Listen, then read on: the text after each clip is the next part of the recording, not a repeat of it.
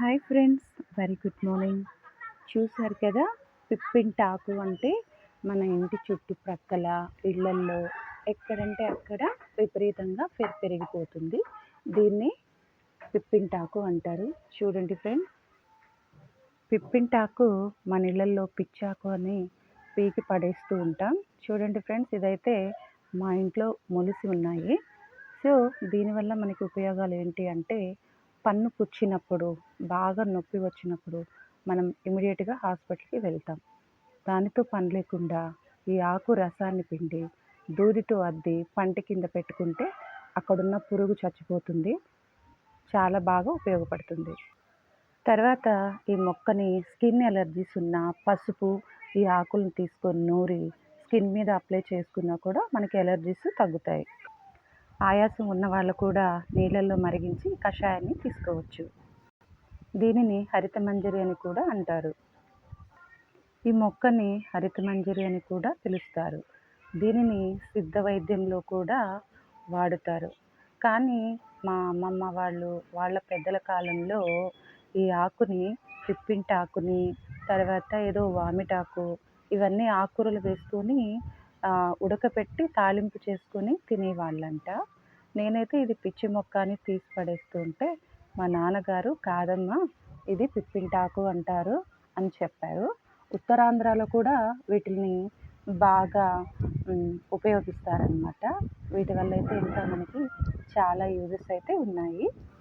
ఉత్తరాంధ్రలో ధనాకర్షణ శక్తి ఉన్న మొక్క అని కూడా పిలుస్తారు అన్నమాట.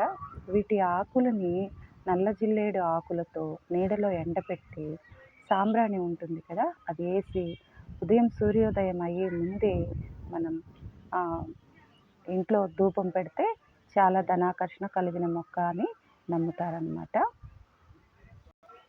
అంతేకాకుండా ఈ మొక్కని మనం జాండీస్ అంటారు కదా, కామెర్లు అంటారు కదా, ఆ కామెర్లు వచ్చినప్పుడు కూడా మిరియాలు, వీటి ఆకుల్ని బాగా నూరి అవి ఎండపెట్టి నీడలో వాటిని కూడా మనకి వైద్యానికి ఉపయోగిస్తారంట. ఏది ఏమైనా కానీ దీనివల్ల అయితే మనకి చాలా ఉపయోగాలు ఉన్నాయి. చూడండి ఎలా ఉందో లీఫ్. కాయిన్స్ బిళ్ళలు ఉంటాయి కదా మనకి, 1 రూపీ కాయిన్స్, అలా ఉందన్నమాట చెట్టు.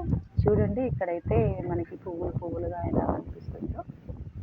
ఈ ఆకులనైతే ఇంతకుముందు పెద్దవాళ్ళు తినేవాళ్ళంట తాలింపు చేసుకొని, నాకైతే తెలీదు. సో మనకి జాండీస్కి ఉపయోగిస్తారు, ధనాకర్షణ శక్తిగా ఉపయోగిస్తారు.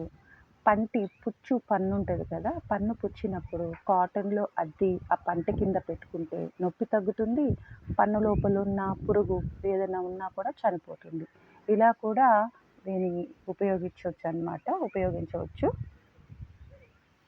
ఏది ఏమైనా కూడా వీటి వల్ల మనకి ఆయుర్వేదంలో కానీ, సిద్ధ వైద్యంలో కానీ ఈ మొక్కకి చాలా ప్రాముఖ్యత ఉంది. ఈ మొక్కనైతే చాలా ఔషధ మొక్కగా కూడా ఉపయోగిస్తారు. సో మీరు ఎవరైనా కూడా ఈ యూట్యూబ్లో చూసి మీరు ఫాలో అవ్వకుండా వైద్యానికి డాక్టర్లను సంప్రదించి మాత్రమే ఈ వైద్యాన్ని మీరు ఉపయోగిస్తే బాగుంటుంది అని నా సూచన ఫ్రెండ్స్.